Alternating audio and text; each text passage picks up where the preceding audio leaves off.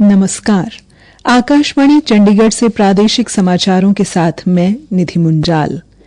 केंद्र सरकार ने देश के अलग अलग भागों में 2000 ड्राइविंग प्रशिक्षण स्कूल खोलने का निर्णय लिया है।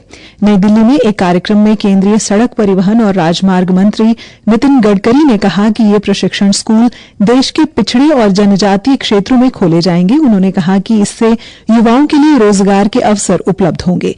श्री गडकरी ने कहा कि देश में करीब 22 लाख वाहन चालकों की कमी है। ड्राइवर के लिए ये भी 18-18, 16-16 घंटे चलाते हैं। विदेशों में ऐसी सिस्टम है कि वो कार्ड डालता है और 8 घंटे हुए कि उसको उतरना ही पड़ता है, गाड़ी चालू नहीं होती। अब वो ला रहे हैं हम लोग। इसके बाद ट्रक और बसेस में कार्ड सिस्टम होगी। 8 घंटे हो गए तो गाड़ी चलेगी नहीं। सुप्रीम कोर्ट का भी एक निर्णय आया है। देश में 22 लाख ड्राइवरों की कमी है, तो हम 2000 ड्राइविंग ट्रेनिंग स्कूल हिंदुस्तान के अलग अलग जगह पर खोल रहे हैं, विशेष रूप से socially economically backward tribal area में, पिछड़े हुए क्षेत्र में, ताकि वहाँ के युवा ड्राइविंग सीखे और उनको रोजगार मिले। श्री गडकरी ने यह भी कहा कि उनके मंत्रालय ने सड़क दुर्घटनाओं को कम करने के लिए भी कई कदम उठाए हैं।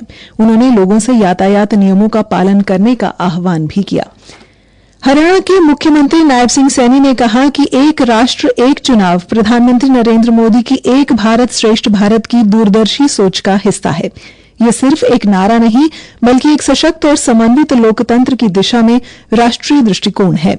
हरियाणा सरकार इस पहल का सैद्धांतिक समर्थन करती है। मुख्यमंत्री न्यू चंडीगढ़ में आयोजित संयुक्त संसदीय समिति की बैठक को संबोधित कर रहे थे।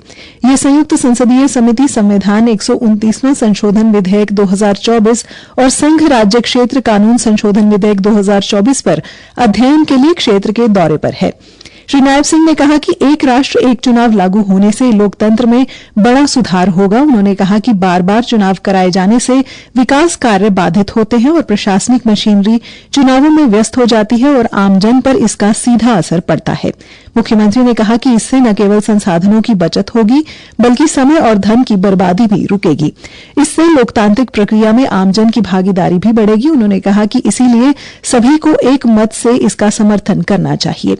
उन्होंने सुझाव दिया कि चुनावों की तिथियों का निर्धारण करते समय कृषि कार्यों, त्योहारी सीजन, विवाह सीजन, अवकाश आदि जैसे सामाजिक सांस्कृतिक कारकों को ध्यान में रखा जाना चाहिए, ताकि मतदान में अधिकतम भागीदारी सुनिश्चित की जा सके। आज दुनिया भर में विश्व मरुस्थलीकरण एवं सूखा रोकथाम दिवस मनाया जा रहा है।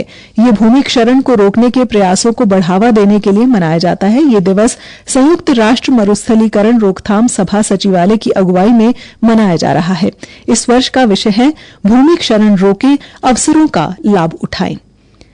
अंतर्राष्ट्रीय स्तर पर भारत की योग विधा और गीता दर्शन का संदेश लेकर गीता मनीषी एवं अंतर्राष्ट्रीय गीता महोत्सव प्राधिकरण के उपाध्यक्ष स्वामी ज्ञानानंद इंग्लैंड के मैनचेस्टर में जियो गीता परिवार के साथ योग दिवस मनाएंगे।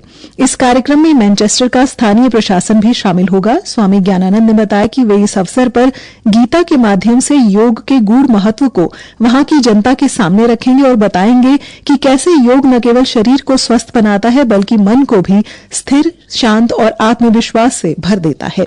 स्वामी ज्ञानानंद ने कहा कि गीता का योग बौद्धिक जागरूकता के साथ साथ आत्मिक एकता का भी मार्ग है, जो वसुदैव कुटुंबकम की भावना को जगाता है। उन्होंने कहा कि भारत की योग परंपरा आज संपूर्ण विश्व को जोड़ रही है और मैनचेस्टर में मनाया जाने वाला योग दिवस इसी कड़ी का विस्तार है। पलवल के कपिल बैंसला और फरीदाबाद की रिया सिंह ने इस साल होने वाली एशियन शूटिंग चैंपियनशिप के लिए हुए ट्रायल में बेहतरीन प्रदर्शन किया है।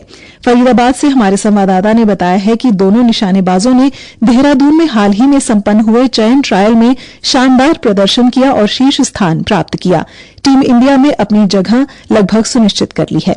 20 वर्षीय कपिल ने इस वर्ष जनवरी में नेशनल शूटिंग चैंपियनशिप में 1 स्वर्ण, 3 रजत और 1 कांस्य पदक जीता था।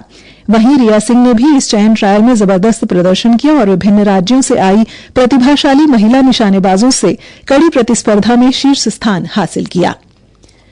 पानीपत के सतकरतार कॉलोनी में रहने वाली 22 वर्षीय हरियाणवी मॉडल शीतल उर्फ सिम्मी चौधरी की गला रेत कर हत्या कर दी गई। आरोपी की पहचान इसराना निवासी सुनील के रूप में हुई है।